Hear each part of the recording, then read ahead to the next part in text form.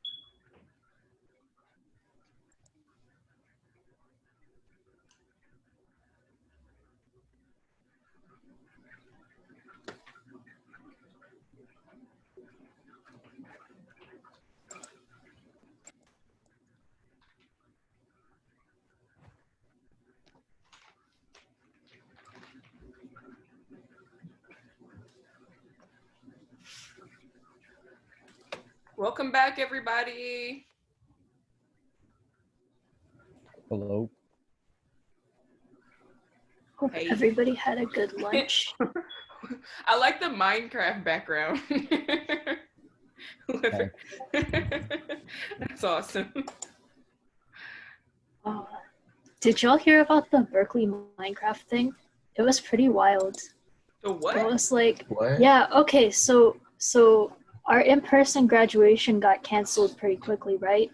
And so then a bunch of Berkeley students were like, hey, well, they usually have graduation in the stadium, and so let's just build a Minecraft stadium to like hold our own little graduation. Oh God, no.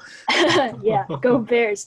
But anyways, so then a bunch of other people have found out about it, and they were like, ooh, we want to help build like Minecraft graduation too. And so then they ended up getting like a couple thousand like Berkeley students and alums working on this Minecraft Berkeley, and they made the entire campus on Minecraft, and it looked incredible. Crap. It was pretty wild. What school? What Berkeley. School are we to? Hold up. UC And then they Berkeley. actually held virtual graduation there. Which was pretty funny. Like the chancellor was there and everything, which was. Is there a link to the map? There should be online somewhere. It's all over YouTube. Yeah. Wow, that's crazy. Looking at it, it looks so cool. Wow. We're cool. Really good for once. Yeah, people kept posting pictures on Facebook and stuff, so it was pretty wild to see as it was happening. Here, I'll post a link to it if y'all want to watch it. My God.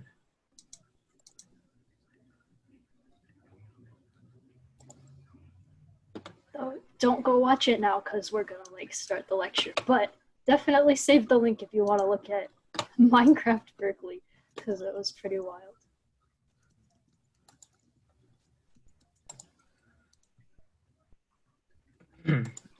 Who is Casey?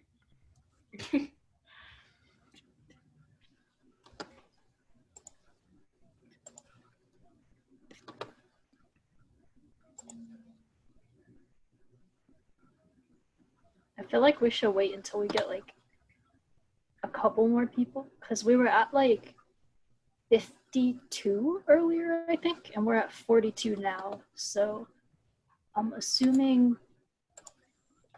You want to give it to maybe 4:15 our time? Yeah, I think so. That seems reasonable.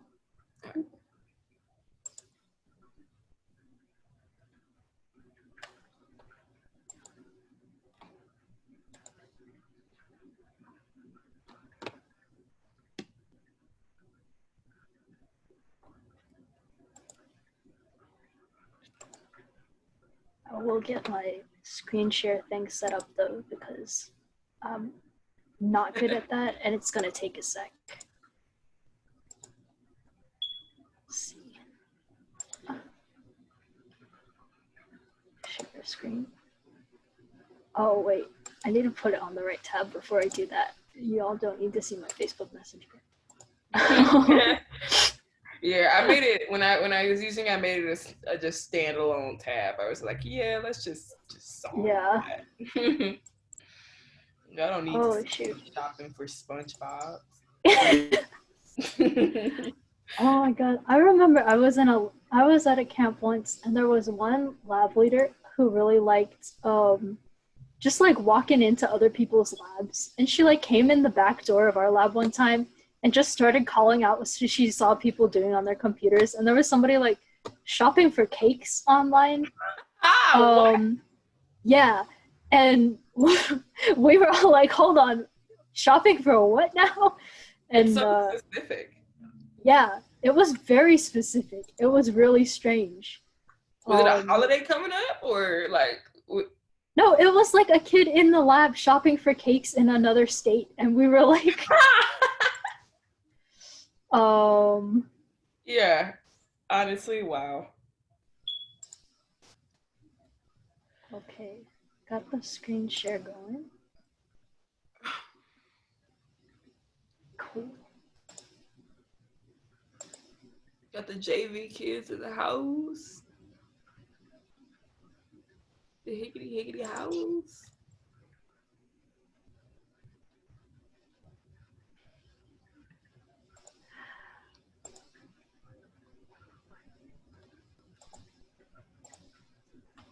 Okay, so when are labs? Anybody wondering that question? We're expecting this will take like, I don't know, we're expecting to be finished by 2 at least on the lecture. And then we're gonna have like a discussion like we did last time with some of the other lab leaders. So I actually don't know, Brooke. I think Joseph might want his lab back before the discussion. Somebody should probably message him about that. Yeah, I'm pretty sure we had some things on the queue for JV as well. Yeah. So I'll loop with Gabriella to see what we'll do. Because it might be that the JV kids leave out and I'll stick out with you for a moment until we finish up here. Yeah, because I don't think it'll take all that long for like extra discussion stuff, but we can see when we get there. Cool. Okay, so it's 1:15. It's about time to get started. So let's go. Answering K's. Here we go. I always forget that it makes me click before I can like turn the slide. Okay. So, answering K's.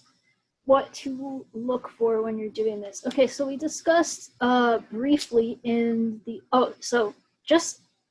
we don't have like a agenda for this section for this lecture, but just to give you an idea of where we're going, I'm gonna explain some of the technical aspects of answering critiques in the first section. Shouldn't take that long, just be a brief overview, and then Brooke is going to explain from more of a like, I don't know, like using your brain perspective of like how you go about searching for things to use when you're answering a critique by just like reading over what the 1NC is. So, okay.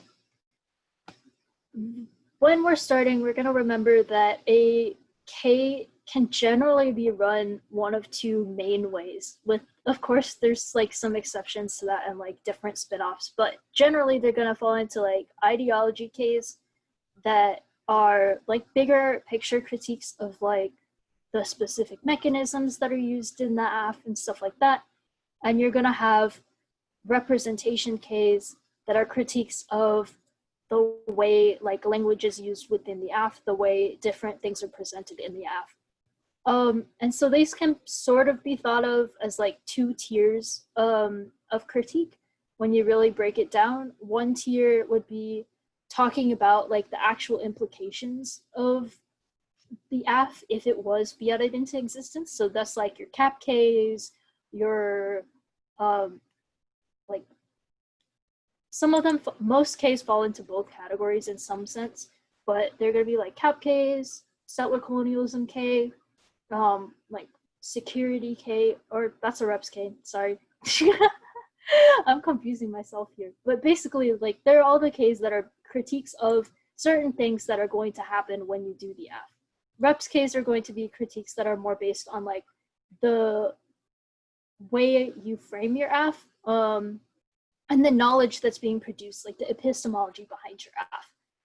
And so these operate less on the level of fiat and more on the level of, like, these are things that we're debating in this round and the knowledge we're producing in this round, and these things have educational value.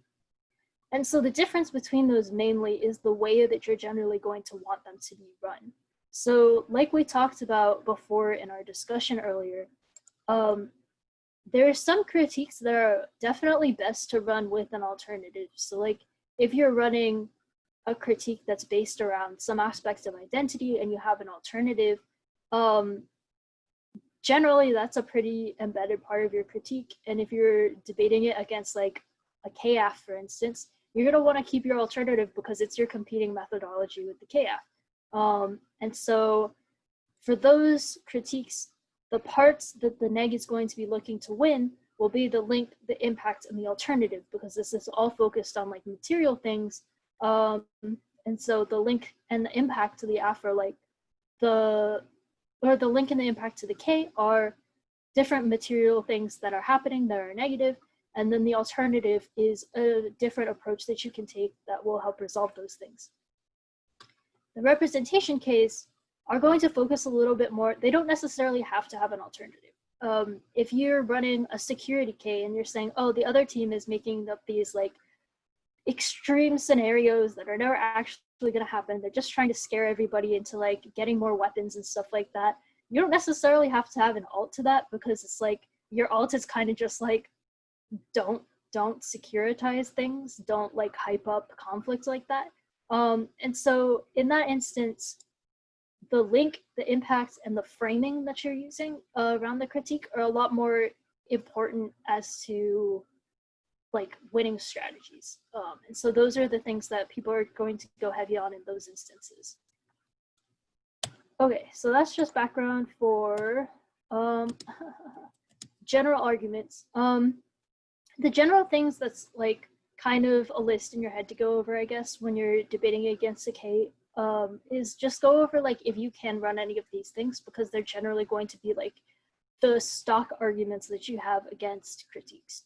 So you've got permutation, which is like generally going to be do the plan and the alt, or do the plan and then the alt, or do the plan without this representation.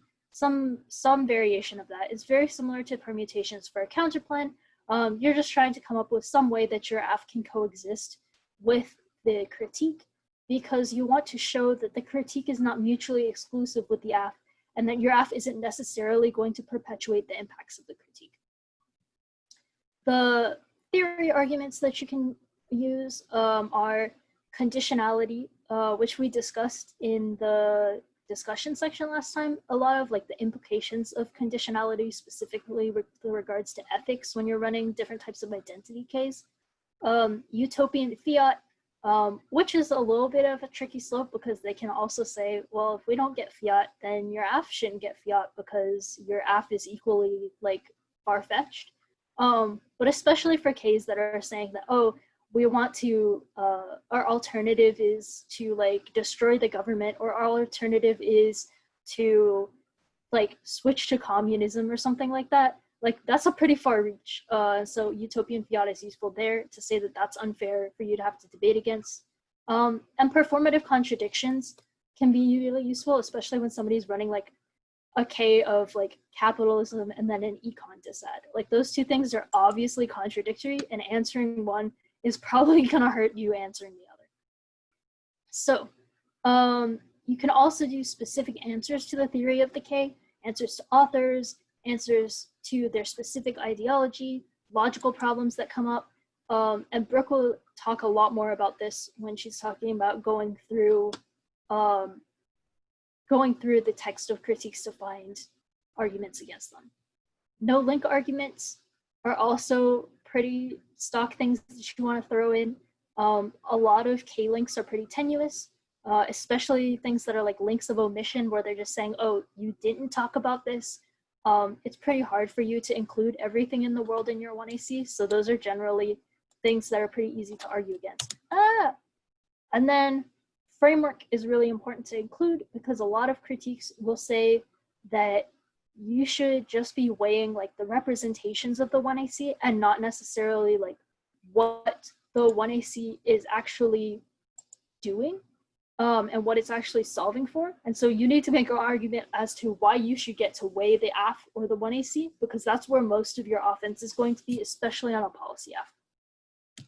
So next, so then there's a couple different types of arguments that work better with the different types of critiques.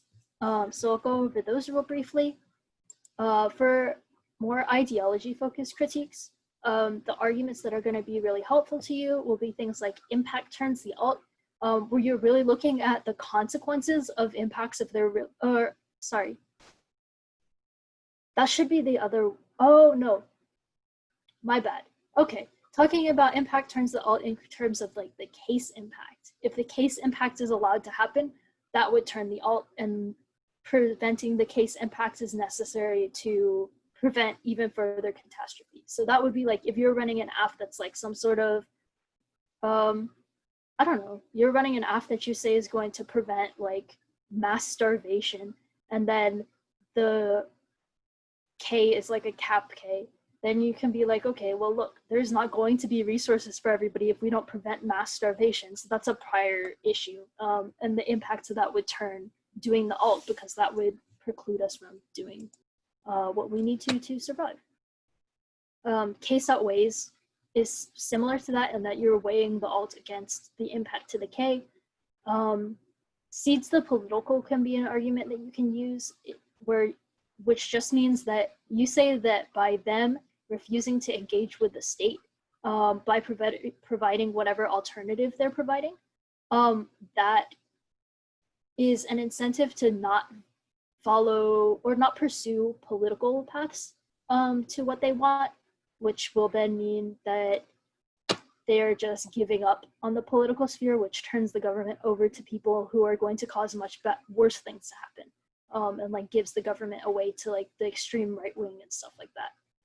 And then there's definitely a lot of things that will come up about alt solvency, because most alts are taken out of context for critiques, or not particularly well thought through in terms of like how they would work with the rest of the critique. And so most alts to Ks are the weakest part of the K. So all of those work really well against Ks that need an alt to be strong to win. Reps Ks are a sort of different deal because the alt is not as important. So framework in the link debate is going to be key to winning those. You need to have a really strong reason that's of value to running and debating the AF in debate, and a value to thinking about those things in the real world and considering that as real world policy. Those debates will often come down to the question of, is the impact of including the reps in the 1AC that they're critiquing strong enough to warrant rejecting the AF and not having that conversation at all? And so that's where it comes down to a lot of heavy link debate, and you want to make sure that you answer all the links to the K, and try to turn as much of what they're saying as you can, and really make it a strong argument as to why your AF is educational and it's a reach for them to say that they should just reject your entire AF because you make some representations that they say are not great. So that was, so this is just some examples of framework. First, you want to say that the AF gets to weigh the 1AC because that's where you're going to get your offense from. And this is just the structure of what your framework should look like. You should have your interpretation, which is that the AF should get to weigh the 1AC against the impacts of the critique. And then your reasons to prefer, which will usually be something along the lines of, if you can justify your method, you should be able to weigh the impacts of that method against the alt solvency, because it's a K that happens in the real world. Or if it's a reps K, something that's like, we should be able to debate the merits of the plan, in addition to anything that the negative brings up, because that provides a more holistic form of education, where we don't just get bogged down in debates over like words and representations, and instead we can weigh the impacts of different issues against each other, and provide more productive conversations. Example of how a permutation could be structured is to talk about how the plan is something that can be part of the critique. So, for example, if you're running the ICE AF against a settler colonialism critique, you could say defund and disband ICE and work with embodied forms of activism, because if you remember, that was one of the alts. And then you can say that the plan would be part of the broader alternative, or the first step towards the alternative, rather than being something that's mutually exclusive. As far as theory goes, this is just an example typed out of how you would run a vague alts argument. You have to have, just like with framework, you have to have an interpretation, a violation, and standards, and explain like the impacts to that and why it makes it more difficult to debate if they make themselves a moving target and make it hard for you to know what they're talking about. So that was, why won't it let me click? I'm really sick. What? Okay. Nope, that just started it over again. Are you trying to end the share? Oh, I thought there was another slide that was like for questions. But no, that was the end of the presentation. I was just trying to flip to a slide that didn't exist. Anyways, that was what I had. So I'll go ahead and just share my screen now so we can go ahead and get started. So, hey, welcome back to my voice, I guess. But so for this side, we're just going to talk about how to approach answering a critique in the moment. Okay. So debate is really overwhelming sometimes. You coming into your first tournament of the year, you're the 2AC, right? And they read this 1NC and you're like, whoa. What do I do? Where does this fit into the AV? What are these words that you're using? How do I even respond? Should I just use the generic terms that I got from Saya? Should I just say, okay, I need to make a permutation. All right, the critique doesn't even link to the affirmative. Here's some things about the affirmative. Should I say that the alternative doesn't solve for the affirmative? And should I move on? Or is there more that I should do? Is there more that I could do? Is what I hope that we'll be able to cover today. So the first routes of resistance for when answering an argument that you're surprised about, particularly since this conversation is about critiques, is you should do two things. You should read it. You should read the argument in its entirety as much as possible. You should try to figure out at home before the debate tournament how quickly you can read. Not necessarily words per minute, but just so you can get a feel of how you're able to process the information that you read in fast or slower terms, because that'll determine how you approach reading a card. If you know that you're a person who is able to read and retain the information quicker, you would want to read through this card as quickly as you can, relative to how many cards are in that speech. So let's assume that we use the 1NC shell that is in the critique negative file for the camp. So you all can see my screen, right? The vault card is up. Yeah? Okay. Yeah. All right, thank you. Appreciate it. So we're in the 1NC right now. We are collectively the 2AC right now.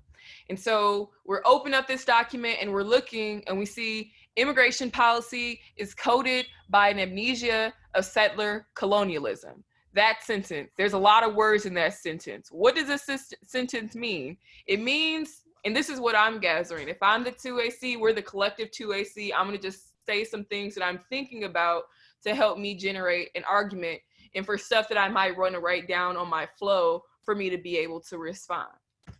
Immigration policy is coded by amnesia of settler colonialism. What's amnesia? Amnesia, it makes you forget things. Okay, so then if I know that there's some kind of relationship between immigration policy and settler colonialism, where can amnesia fit into this? Settler colonialism might make us forget that we're in a settler colonialist state. maybe that's the argument they're saying. I'm not sure yet. Let me look at the other sentence.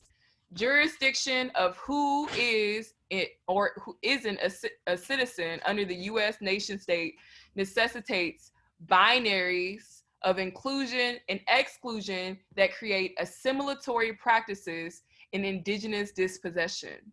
Now that's a lot of words in that sentence. And if I was a 2A and I didn't know some of these words, I'd definitely do a couple of things. I'd look up what words I didn't know. If I didn't know jurisdiction or if I didn't know assimilatory, I'd look that up. Don't feel bad about when you are debating against a critique and there's a bunch of big old $10 words that are on, in ACT and AP reading stuff, like all those big old juicy words that are in here. Don't be like alarmed by them. They're big words that say small things, and I promise you, if you type it into Google, it'll tell you what it means. And if you don't get it from there, then you would ask that question in cross-ex. What does this mean? What are you trying to say? Because we forget that cross-ex is a time to also just understand the argument. Critiques are super interesting, and whenever we read it, sometimes we personalize it. And so you may have an understanding of the thing that they said that is not how they will end up explaining it in the later speeches, really. So you might want to ask for context, what exactly they're trying to get at. So I'd write down on my flow if I had a question about what they're trying to say, because maybe I don't understand that second sentence as much as I get that first one. Then I would go through the card. I'd look through and see which sections are the most highlighted. And are there sections of this card that are saying a different argument from what the rest of the card are saying? Because that's really important with the critique. So if I was reading, this settler colonialism critique, I wouldn't want this card to say ultimately that immigration reform is a good thing, because it may put me in a different direction than where I was going. Because if at some point in this card, in the section where they had not highlighted or something like that, this is not to say that this is in this particular card right now. So don't go around just looking in this particular card to say it said this thing because Brooke said it in the lecture. I'm just giving you an example of how to look through a card to see if it says what the tag right here is saying.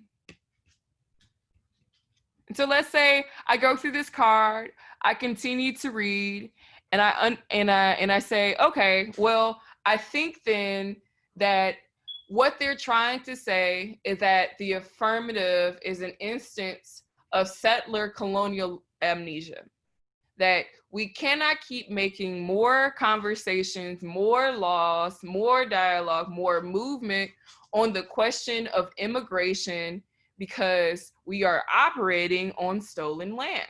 How can we keep doing these things that we think are making the society more ethical in a world where we have stolen this land and it continues to operate in a colonialist faction? Because if we remember that the saying that Saya had in the part one of this lecture, that colonialism is a structure and not an event, then it wouldn't matter if the AF maybe does some good things. That's what they're trying to say. So you have to be able to identify the best form of their argument. Before you say no out loud to the other team, or try to communicate that what the other team has said about your affirmative is wrong, you should make sure that you fully understand the argument. The second thing you want to do is to be able to critique it. And now, here's the thing. You won't always have a card, and you have to accept that. You have to really get yourself comfortable with the idea that I can rely on my brain power to respond to these things because I have something to contribute to this conversation. So if we have surmised, or if we have came to the understanding by the end of like reading through this tag, reading through this card with as much time that we can spend on that particular card, I would decide where can I make an argument in defense of the affirmative in response to this card. So immigration policy is coded by an amnesia of settler colonialism. I would think, well, this conversation isn't specific to the abolishment of ICE. The affirmative is this unique instance of immigration policy that this dude, or dude being an ungendered term, this person, Letty Volpe, did not consider an immigration policy that demanded the abolishment of ICE. That's not what this is in the context of. So this cannot apply to the AF. What kind of argument would that be that I made based off the top of my head and just reading from what I got from the tag and what I've gotten from the card? That's a no link argument. It's helpful to figure out what is the argument that you're trying to make and then applying the debate buzzword or terminology to it. Because I think that, like, you know, I see a lot of speeches of people who are kind of getting their start in debate, and they'll say, no link, the affirmative is good. Or some variation of something that doesn't exemplify to either the judge or your opponents even, what about the affirmative does not link to the critique. And even if the negative doesn't have a link that is super specific to the affirmative, you want to have a no link argument that is super specific to the affirmative. So when they go more abstract, you want to be more specific. Because yes, generally immigration policy could be bad, but what if in the world of the affirmative, it does something different to immigration policy that was not conceived of in this person's argument? So going back to part one of the conversation, remember that critiques were created because there are biases and there are perspectives that people assume about reality. Volpe's reality, this author's reality about immigration policy, is not considering the 1AC. They couldn't possibly have considered that we would have suggested so radically to abolish ICE. So that don't link to us, right? But you want to be able to identify when you make your arguments, which ones are offense and which ones are defense. Because unfortunately, as true as that argument may be, it probably won't win you the debate. But why? If it doesn't link to the F, how could they win the debate, right? There's called the risk of a link. So you may be able to explain that this author is probably not considering the affirmative, but you would need to be able to explain well enough that this author is definitely could not possibly have considered this to be in the world of this card. If there is a small percentage of belief that the judge could find that this particular card could link to the affirmative, then only having an argument that is defensive will probably not win you the debate, because you need offense. So an example of an offensive way to respond to this argument is that I would think, okay, so not just where does the affirmative not apply to this, why is the affirmative a good example of what we should be doing? Okay. All right, we need to stop forgetting. We need to stop being settler colonialists. We need to recognize, all right, I'm going to give some credence to your argument that we are occupying stolen land, and that as we keep negotiating who belongs here and who doesn't belong here, we further the violence of this practice. Because remember, as we talked about earlier, because violence is currently happening to people, that doesn't make it not bad. Just makes it also happening now. Means it's something that we should probably put more emphasis on because it's happening. So if I as the affirmative say, I agree with that personally, that that we need to be more specific in addressing settler colonialism, I would want to think about how my affirmative is not an instance of amnesia, right? If amnesia is a part of what is the problem here, and how we continue to move as a country in this land in the wake of settler colonialism, then I would want to find a reason why the affirmative is an instance of us remembering, right?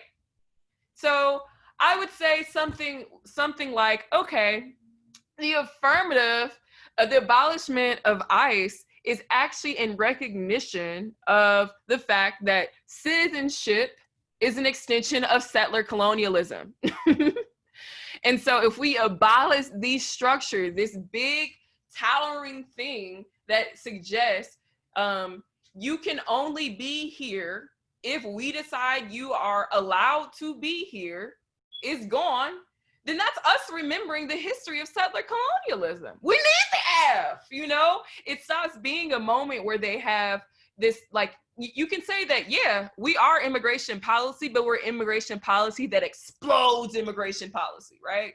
It no longer operates in the world that Volpe was describing, and thus this, the argument still doesn't have any credence. In fact, we take it a step further, and we have decided that we won't just, do whatever the alternative says. We implode the systems that continue to make colonialism an active structure in this country. So what we're doing right now is an example of line by line. So we're familiar with that, right? Line by line. Line by line is typically conceived of as responding directly to the arguments that your opponents make. And now here's the thing. Your opponents don't just say the things that come out of their mouth, because unfortunately in debate, we operate in a way that puts cards or evidence really, really high in the degree of importance here.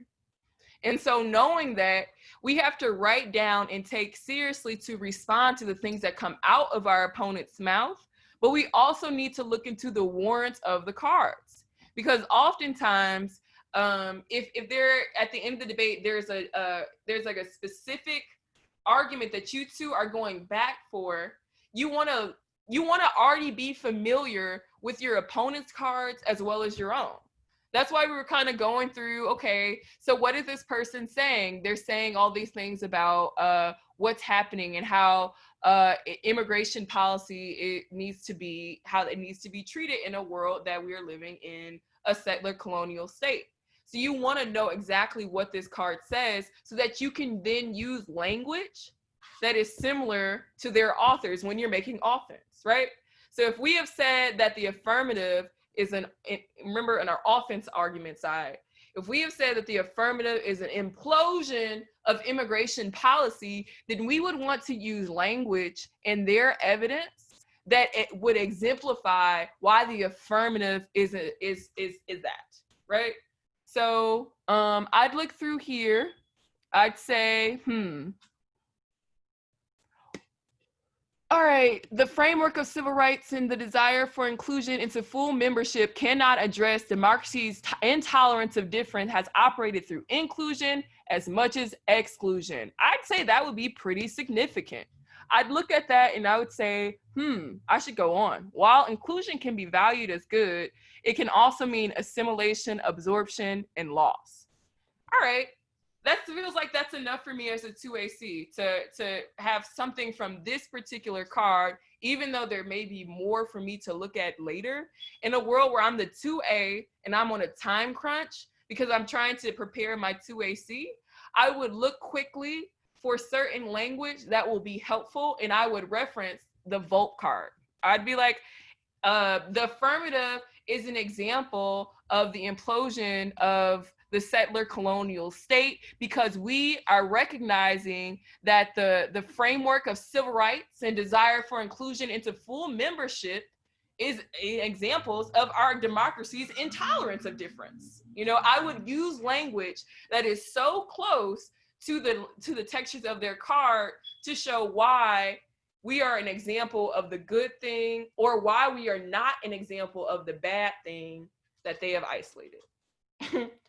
And this is a way to make the critique a little bit less scary, hopefully, because I know that like you will encounter a lot more critiques throughout this season than the settler colonialism critique. And so while we've provided you a lot of context for how to deal with this specific one, and we've gone a little bit into depth on other types of critiques that are more generic, like the capitalism critique or things of the like, you're going to encounter a lot of critiques that you just don't get, at least not on face. And so you want to equip yourself with strategies that allow you to respond to them regardless of how familiar you are with them initially, regardless.